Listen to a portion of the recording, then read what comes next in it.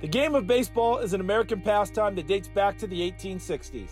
You could find African American players taking the diamond alongside their white teammates. That was until Jim Crow laws and prevalent segregationists shut black ball players out of the big leagues. Still craving a means to play, African Americans formed their own teams and traveled across the country to find competition. The circumstances that created a need for a Negro League, segregation, was indeed sad and sorrowful, a shameful chapter in this country's history. But out of segregation rose this wonderful story of triumph and conquest. And it's all based on one small, simple principle.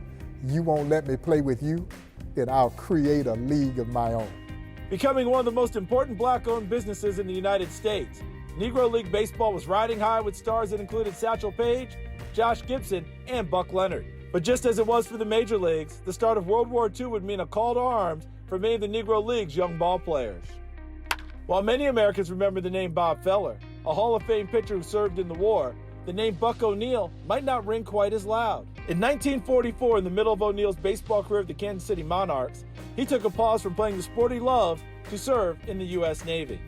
I think when I heard him talk about his time in service, the fact that they were treated so cruelly when they came back to the U.S., it hurt him.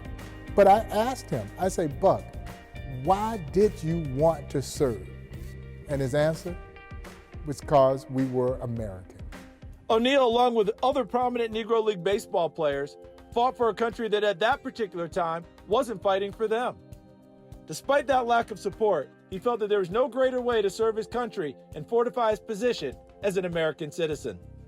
And what many might call fate, the hole left by Buck O'Neil's absence from the Monarchs might have done more than just give another ball player a chance. Jackie Robinson is widely known for being the man who broke Major League Baseball's color barrier. But before Jackie was invited to play for the Brooklyn Dodgers, he served in the United States military. He was stationed at Fort Riley, Kansas, with professional boxer Joe Louis. Before finishing his military service, Robinson was encouraged to try out for the Kansas City Monarchs by a fellow soldier and ball player. Jackie Robinson was as fierce a competitor and was as fiery an individual as you will ever encounter. As the late great Buck O'Neil would say, Jackie would duke and could duke. He'd knock you on your rump. He completely humbled himself for the greater good when he took that move and walked out on the field with the Brooklyn Dodgers. But a lot of people forget that he was nearly court-martialed from the U.S. Army for refusing to give up his seat to a white officer. Fortunately, that bus was still on military grounds, and he gets an honorable discharge, and that's when he eventually finds his way to join the Kansas City Monarchs.